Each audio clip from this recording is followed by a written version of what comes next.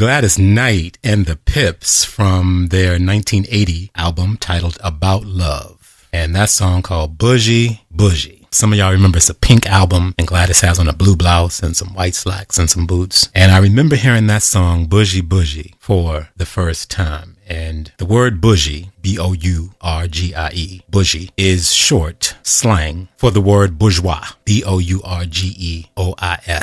bourgeois, which is the root of the word bourgeoisie, B-O-U-R-G-E-O-I-S-I-E, bourgeoisie. And in the African-American community, in Black Street vernacular, within our cultural tradition and forms of self-expression, to be bougie means to think of yourself as all that, to live your life as one of the upper classes of people, to have acquired material things, to be one of means, to dress and act the part of someone who has quote unquote made it up from where you once were in life. To be bougie means that you have arrived. And what Gladys Knight and the Pips were singing about in that song is that everybody wants to be bougie, bougie. Everybody wants to make it. Now, historically speaking, the word bourgeoisie has its etymology, specifically in French history, and is more broadly rooted in the distinction between old world European walled cities, W-A-L-L-E-D, walled cities with urban charters, and the habitable land outside and beyond the walls of those stately courts and manors where the peasants lived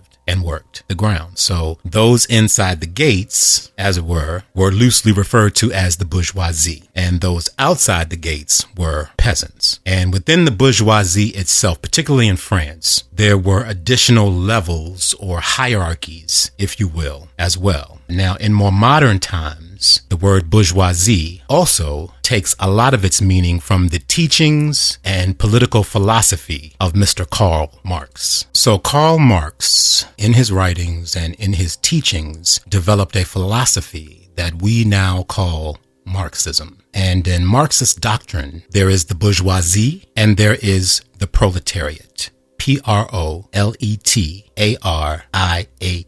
The proletariat. So the key to really understanding the bourgeoisie and the idea of the bourgeoisie as a social class is this. The bourgeoisie owns the means of production and hires workers to produce goods, products, and services. And the bourgeoisie retains the surplus of whatever is produced. So if you own the means of production, you are part of the bourgeoisie. Now, if you are selling your labor, be it physical labor or your mental labor, if you are trading your labor for an hourly or a daily or a weekly or a monthly wage, then you are a member of the proletariat. You are a worker. And you are among the working class. So what Gladys Knight and the Pips are really singing about there is this desire amongst the proletariat, amongst working people, to use social mobility, to climb from one class to the next, from the working class, from the proletariat, up into the realms of the bourgeoisie, the economic class of people who actually own the means of production. So think about it this way.